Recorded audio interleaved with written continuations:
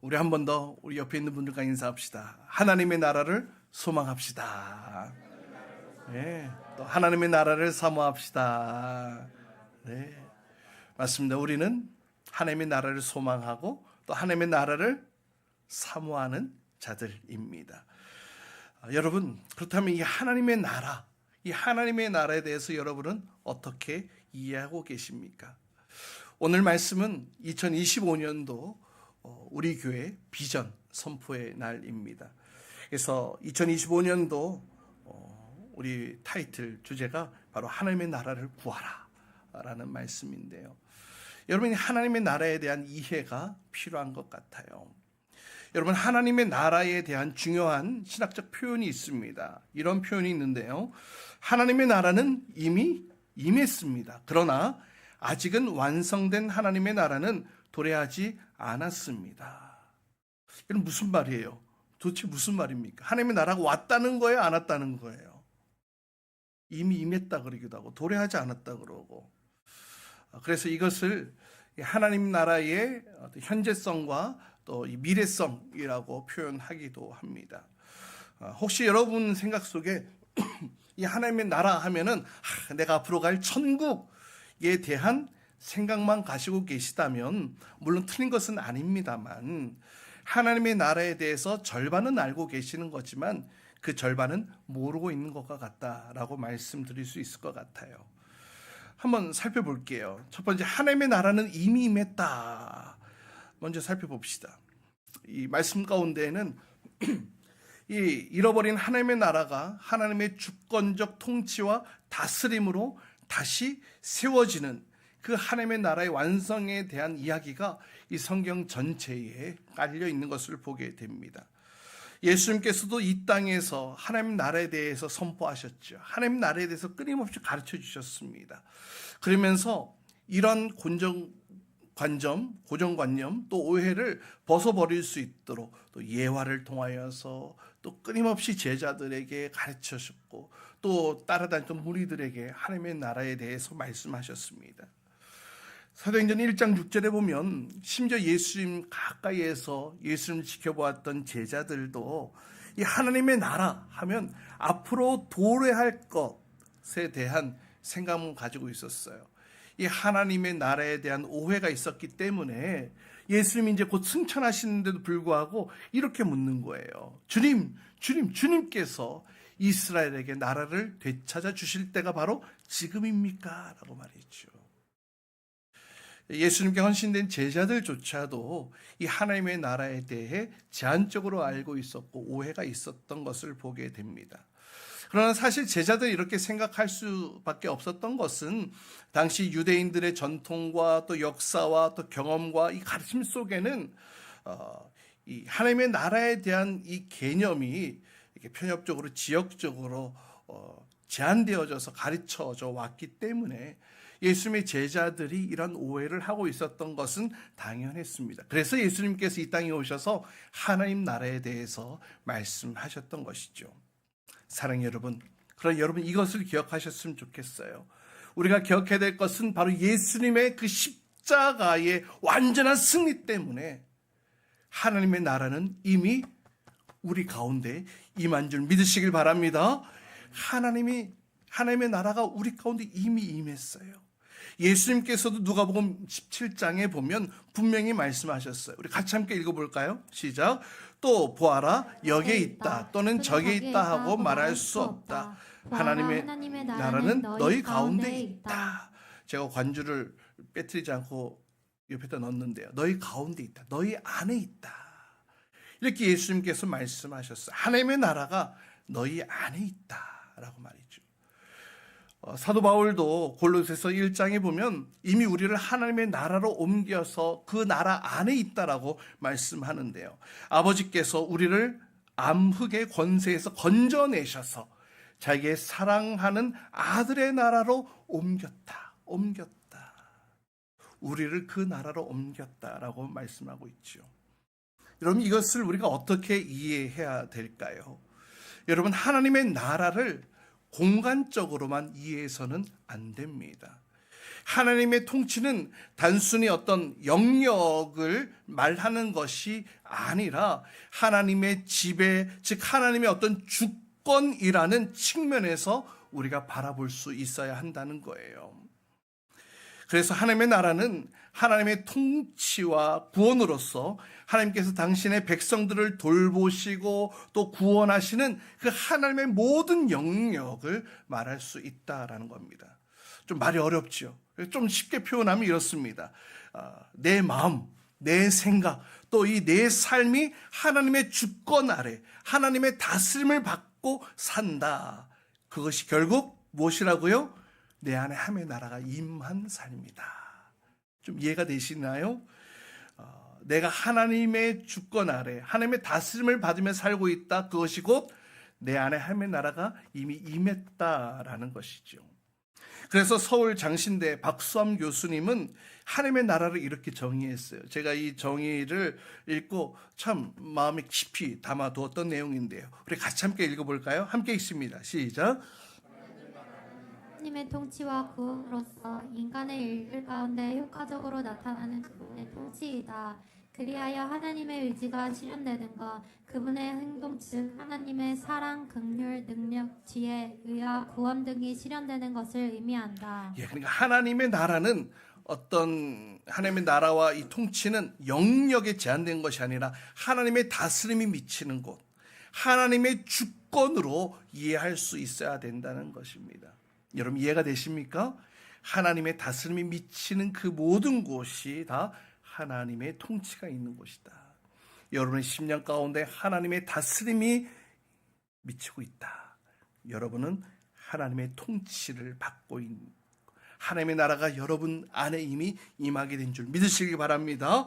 뿐만 아니라 하나님의 나라는 앞으로 도래할 나라이기도 합니다. 그래서 두 번째, 완전한 하나님의 나라가 도래할 것이다. 사실 우리가 이 대목을 우리가 더 잘 이해하고 있죠. 예수님께서도 마태복음 26장에 보면 하나님 나라에 말씀하실 때에 앞으로 도래할 하나님의 나라에 대해서 말씀하십니다.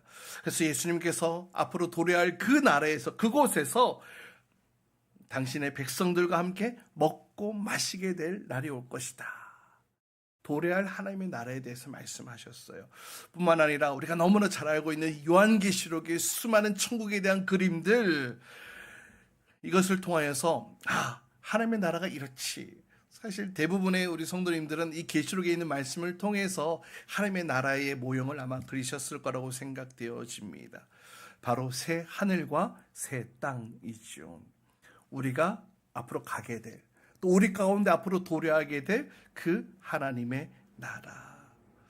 이 두 가지 측면이 다 있다는 것입니다. 그래서 하나님의 나라가 임했다, 또 그러나 하나님의 나라는 도래하지 않았다라는 어쩌면 상호 모순적인 이 문제가 바로 이와 같이 풀어질 수 있고 또 우리가 이해할 수 있다는 것이죠. 사랑하는 여러분, 보세요. 우리 하나님 어떠한 분이십니까? 우리를 지으신 창조주 하나님이실 뿐만 아니라 이 온 우주, 광활한 이 우주를 비롯하여 눈에 보이는 것, 눈에 보이지 않는 것, 모든 것을 다 창조하신 주권자이신 주인 되신 하나님 아버지 아니겠습니까? 따라서 이 세상 모든 만물은 그분의 통치와 다스림을 받는 것이 당연하다라는 것입니다. 하나님의 손길이 미치지 않는 곳이 어디에 있겠습니까? 따라서 하나님을 찬양하는 예배자로 존재케 되어졌다라는 거예요. 그래서 예수님께서 저 들풀도 하나님을 찬양할 것이라고도 말씀하셨잖아요. 하나님께서 우리 인간을 처음 창조하시고 하나님의 대행자로서 이 땅 가운데 만물을 다스리고 또 충만하기를 복 주셨어요. 하지만 어떻습니까? 하나님께서 우리 인간에게 주신 자유의지라는 것을 사용해서 하나님의 음성을 듣지 않았습니다. 그리고 하나님의 통치를 거역했지요. 그러면서 하나님의 통치에서 하나님의 말씀을 거역함으로, 하나님의 통치를 거역함으로 사단의 지배 아래 떨어지게 됩니다. 바로 그것이 죄의 기원이 되기도 하죠. 그리고 인간이 필연적으로 겪어야 할 마지막 심판의 결과를 가져오게 된 계기가 되기도 했습니다. 그러나 사도행전 3장에 보면 이렇게 말씀합니다. 이 예수는 영원 전부터 하나님이 자기의 거룩한 예언자들의 입을 빌어서 말씀하신 대로 만물을 회복하실 때까지 마땅히 하늘에 계실 것입니다. 그러니까 하나님의 구원의 약속과 함께 하나님께서 우리 가운데 직접 찾아오셔서 그분이 당신의 뜻 가운데에 통치하심으로 회복해 하실 그때가 올 것이라고 약속하셨는데요. 바로 그 대상자가 누구라고요? 이 예수는 바로 이것이 예수님의 사역이라는 거예요. 예수님의 사역이 이 땅 가운데에 죄의 이 사단의 지배 아래에 있던 자들에게 온전한 회복을 이루시기 위해 이 땅 가운데 육신의 몸을 입고 하나님이신 그분이 오셨다라는 것이죠. 여러분, 예수라는 이름의 뜻이 무엇입니까? 예수라는 이름의 뜻, 마태복음에 우리가 잘 나와 있잖아요. 뭐라고 얘기를 합니까? 예, 자기 백성을 그들의 죄에서 구원할 자. 자기 백성을 그들의 죄에서 구원할 자. 바로 이것이 예수라는 이름의 뜻인데요. 이렇게 이미 예수, 그 이름의 의미를 가진 것과 같이 죄로 인하여서 하나님의 통치를 거역하고 거절함으로 인해 주어진 그 죄로 인해 사단의 지배 아래 죄와 어둠에 묶여있던 자들을 풀어주시는 사역. 그러니까 즉 예수님으로 인하여서 사단 권세가 깨트려지지 않았습니까?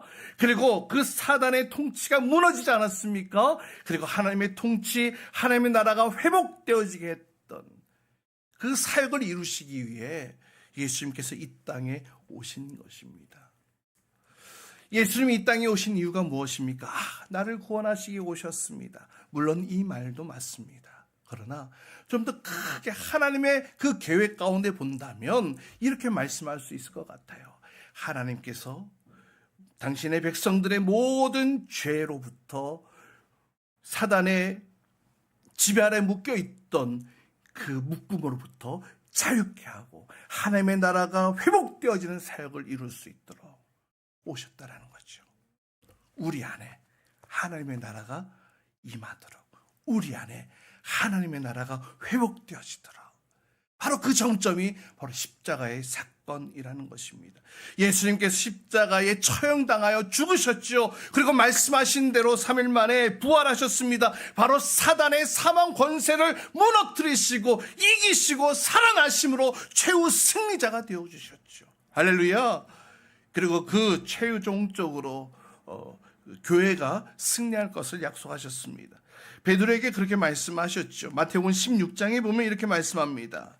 나도 너에게 말한다. 너는 베드로다. 나는 이 반석 위에다가 내 교회를 세우겠다. 죽음의 문들이 그것을 이기지 못할 것이다. 베드로를 통하여서 교회에게도 이 말씀을 주셨습니다. 죽음의 문들이 그것을 이기지 못할 것이다. 이렇게 교회는 하나님의 통치와 다스림 가운데 온전히 승리하는 삶을 살아가도록 그가 임하는 나라, 그로부터 회복되어지는 그 나라, 그 나라에 회복되어진 사람들이 함께 모여있는 곳이 바로 하나님 나라의 공동체, 신앙 공동체가 아니겠습니까? 바로 그것이 교회라는 것입니다. 다시 말해 교회는 이 땅에서 하나님의 통치와 다스림을 선포하는 곳이어야 한다는 거예요. 이미 임하신 하나님의 나라를 경험하고 그 가운데 하나님의 통치로 인하여 승리하는 삶을 보여줄 수 있는 곳, 바로 그곳이 하나님 나라의 신앙 공동체, 즉 교회인 것입니다. 따라서 교회는, 따라해봅시다, 하나님 나라의 맛보기다.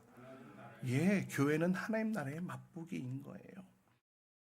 여러분, 신약 성경에서 교회를 에클레시아 이렇게 표현하죠. 아마 에클레시아 이런 말 많이 들어보셨을 것 같아요.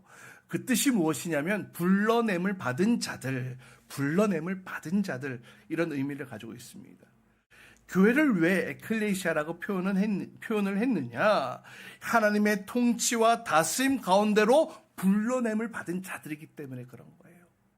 그러니까 이전에 죄악으로 인해 사단의 통치와 사단의 억누림 가운데 있던 자들이 이제 예수 그리스도의 그 십자가의 사건으로 인하여서 하나님의 통치와 다스림 가운데로 불러냄을 받은 자들, 그런 모임이 바로 교회인 것이죠. 그렇기 때문에 교회는 하나님의 통치와 다스림을 신앙으로 분별하고 다시 오실 예수님과 함께 영원하게 거하게 될 완전한 그 하나님의 나라를 소망하며 바라보며 꿈꾸며 살아가는 신앙 공동체, 바로 그것이 교회인 것이죠. 그리고 저와 여러분이 그 하나님 나라의 공동체로 그리스도 안에서 함께 지어져 가고 있는 줄 믿습니다. 바로 이것이 우리 교회가 올해 세워나가야 할 목표입니다. 우리 개인의 삶에도 또 우리 공동체 삶에도 먼저 하나님의 나라를 구하고 하나님 나라의 신앙 공동체로서 그리스도와 함께 지어져가는 2025년도가 되어야 할 줄 믿습니다. 그래서 그 하나님 나라를 구하고 하나님의 나라를 세워나가기 위해서 우리 교회가 나가야 될 방향 4가지를 말씀드리겠습니다. 첫 번째, 따라해 봅시다. 그리스도의 몸으로 하나님의 나라를 세워나갑시다. 예, 첫 번째는 그리스도의 몸으로 하나님의 나라를 세워나가자는 거예요. 에베소서 5장에 보면 교회를 그리스도의 몸이라고 표현을 하죠. 교회는 그리스도의 몸으로 그리스도께 순종하고 다스림을 받아야 하는 하나님의 나라로, 그러니까 가시적으로 이 땅에 존재하고 있는 것이 바로 교회입니다. 또한 예수님의 십자가의 죽으심과 또 부활하심을 통하여 세워진 교회, 이 교회는 예수 그리스도의 대속의 복음이 그리스도의 몸된 교회를 통하여서 이제 세상에 나타내 보여지게 되는 바로 그곳이 교회여야 한다는 것이죠. 다시 말해 신앙 공동체 안에서, 우리가 교회 안에서 신앙 공동체 안에서 예수님을 만나는 것으로 우리가 교회 안에서 그와 같은 일들을 경험해야 될 줄 믿습니다. 우리가 교회에 오면은 목사님을 만나고 또 성도님 만나고 장로님 만나고 집사님 만나고, 물론 이런 만남도 너무나 귀한 만남이긴 하지만 더 중요한 만남이 무엇인지 아십니까? 바로 그 지체들 안에 있는 예수 그리스도를 만나는 거. 그래서 저도 제가 만난 예수님을 여러분들에게 전하고 있는 건 아니겠습니까? 그래서 우리 교회 안에 이 성도의 교제는 내 안에 계신, 서로 각자에게 계신 그 주님을 인격적으로 만나는 그런 시간들이 될 수 있기를 간절히 소망합니다. 바로 그것이 교회의 본질이고 교회의 모습이라는 거예요. 그렇다면 사람 때문에 상처받는 것이 좀 잦아들겠죠. 그 안에 있는 예수 그리스도를 바라보는 것이기 때문에. 그리스도의 몸된 교회, 이 신앙 공동체는 공동체 안에서 그래서 그분을 인격적으로 만나고 말씀 가운데 임재하신 그 주님을 느끼고 또 그분의 심장을 느낄 수 있는 곳이 바로 이 교회여야 한다는 것입니다. 또 우리는 이 세상에서 또 세상 가운데 거룩한 친구의 역할뿐만 아니라 또 구원의 방주로서 그 역할을 잘 감당해 나가는 그런 하나님의 나라를 세워나가는 공동체가 되기를 간절히 소망합니다. 그래서 예수 그리스도 안에서 서로 격려하고 함께 세워지고 또 각 지체마다 그 맡겨주신 분량들이 다 다르잖아요.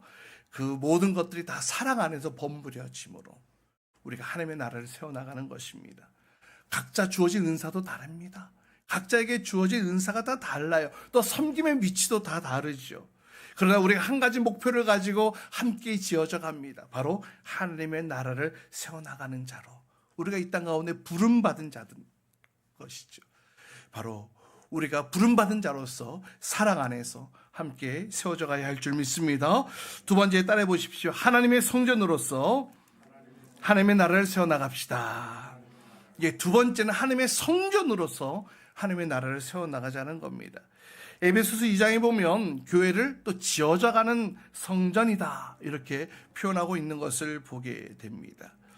21절 그리스도 안에서 건물 전체가 서로 연결되어서 주님 안에서 자라서 성전이 됩니다. 22절 그리스도 안에서 여러분도 함께 세워져서 하나님이 성령으로 거하실 처소가 됩니다.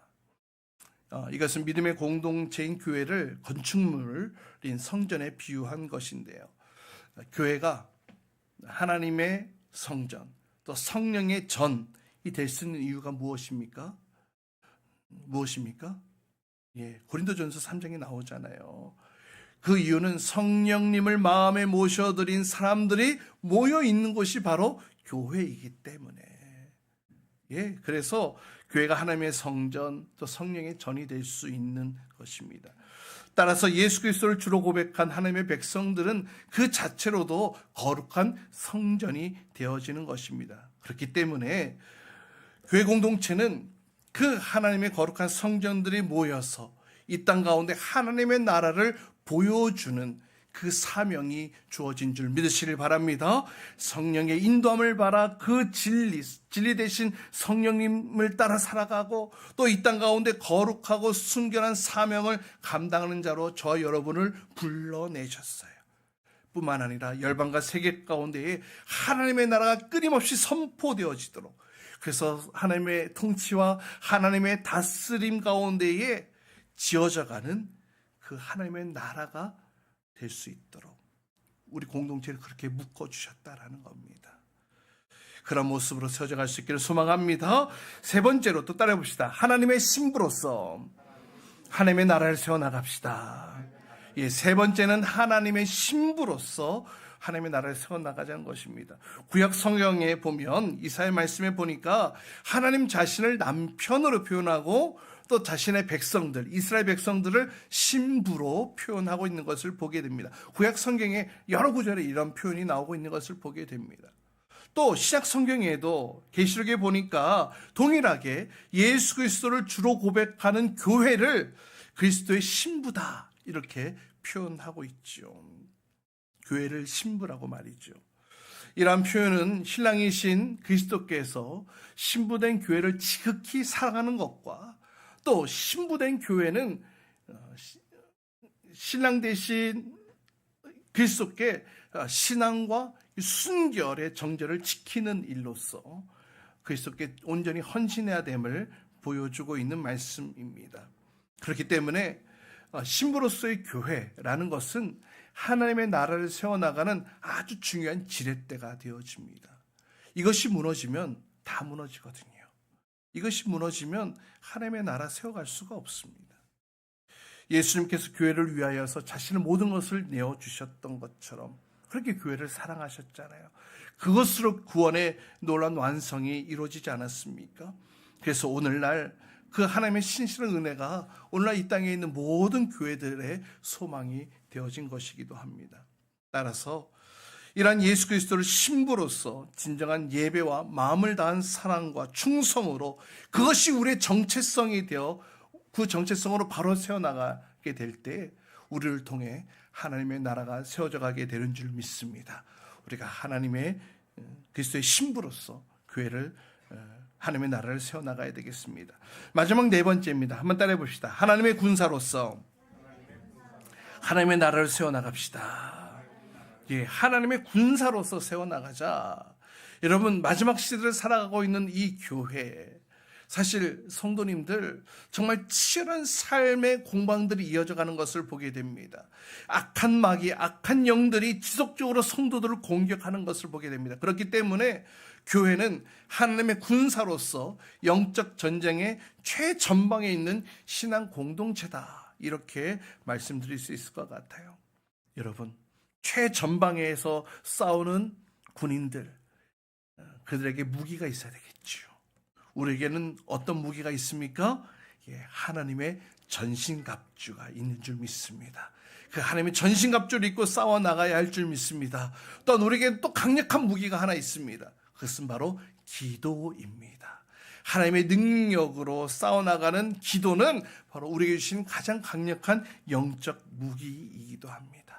그래서 원래 우리가 이 중보기도, 나를 위해서, 우리 가정을 위해서, 또 이웃을 위해서, 우리 가정을 위해서, 자녀를 위해서 함께 기도해 나가는 이 훈련들을 해 나가려고 하는 것입니다.